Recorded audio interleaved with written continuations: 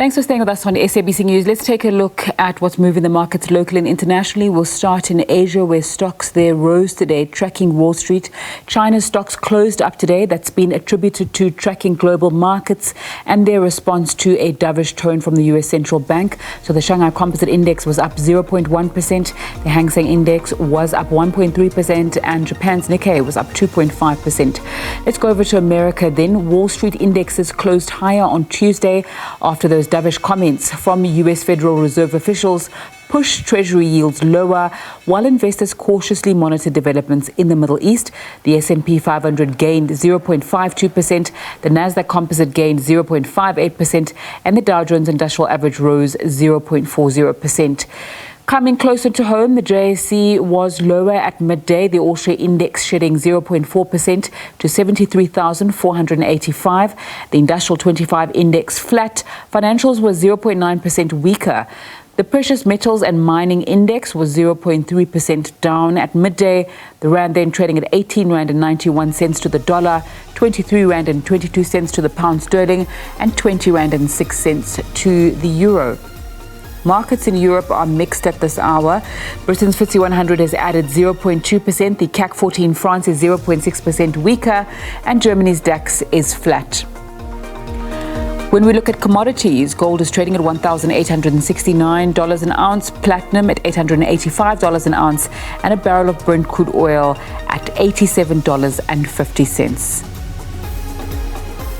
Let's get some analysis on what's moving the markets with Chantal Marx from FNB Wealth and Investments. Chantal, a very good afternoon to you. So how are the global events that are unfolding, particularly in the Middle East, affecting markets? It's very difficult to say, but what we can say is that we have seen upward pressure on the gold price. So clearly there's a flight to safety. And we've also seen the oil price increase because of concerns around what further conflict in the Middle East could mean from a supply perspective. But at the same time, we've had Fed speakers become more dovish, pointing to perhaps lower interest rates sooner, or at least a peak in the interest rate hiking cycle. And that has been very positive for risk assets like equities as well as bonds. Okay, and when we go to the US, what has that softer tone that you're referring to now from the Fed done to the US markets in particular? So what we've seen is the bond market becoming quite strong, although that could also be to a certain extent because of a flight to safety. And then equity markets being quite nicely supported by the prospect of lower interest rates, or as I mentioned, at least a peak in the rate hiking cycle. Investors have been very uncertain around what to expect from the US Fed, but these recent comments, I think, have left them a little bit more optimistic. And then when it comes to the Asian markets, seemingly tracking the US markets higher, boosted by that sentiment that you've spoken about. Yes, so I think that is in part why we've seen stronger Asian markets. And then in China, the state is looking to employ more stimulus and help that economy along. We know that the Chinese economy has really struggled to gain traction in terms of its growth recovery following the COVID-19 pandemic and its late emergence from that pandemic. So any intervention there that might prop up growth in China, of course, will be positive for the regional stock market, and also for commodity prices, which ultimately filter through to South Africa. Okay. Chantal, if we go to London, we saw the FTSE 100 trading flat today, well, a little bit earlier on today. I don't know what's happening now. What caused that, and what else happened in the markets across Europe? It's actually quite mixed in Europe today, and it really is country and company specific. So if we look at France, for example, that exchange is under pressure today because Louis Vuitton, which is one of the biggest stocks on that index, has come under pressure. Luxury goods generally have been coming under pressure over the last few hours because Louis Vuitton, after market close yesterday, released pretty disappointing numbers. We can even trace that into what's happening on the JSE, with Richemont losing ground after that Louis baton release. In Denmark, for example, we have a much stronger market today. Novo Nordisk, which manufactures a drug called Ozempic, really rallying and propping up European markets generally and the Danish market in particular, because they've found that Ozempic not only works for obesity and diabetes as it is prescribed for, but also has a positive impact on kidney disease. So very mixed, very stock specific in Europe today. And I saw quite bad news for Burberry as well in that luxury sector, which is surprising because it seems luxury normally does well despite the problems that the rest of the world is having. Chantal, you touched on the JSE performance today.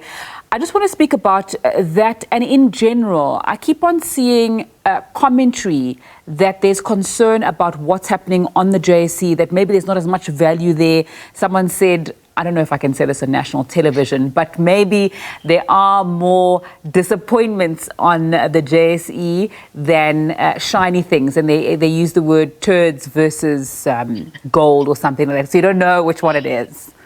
Yeah, so I mean, I think that over the last few years, investors have really had the spoils of choice internationally being opened up to them.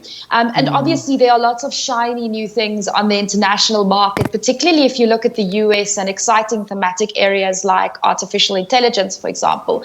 We don't have a way of expressing that on the JSE. But the JSE has some really high quality companies that are trading at big discounts. And obviously the local growth outlook is pretty constrained. But even within that constrained outlook, a lot of these companies are still performing exceptionally well. It's just a matter of identifying the right ones. Then an area in the market that I'm extremely excited about is the small and mid-cap space, where you have fantastic companies, particularly in the industrial space, that's trading at incredibly cheap valuations. And either the market or investors are going to start taking note of that and valuing these companies at a more reasonable level, or you have the possibility of further corporate action in that space. So I'm sure the turds are there. I know the turds are there, but I think that there's still a lot to be excited about on the local exchange. Okay, earlier on you were referring to commodity prices, oil in particular. We know that there's a conference taking place in Russia today. Saudi Arabia and Russia set to discuss in particular the oil price.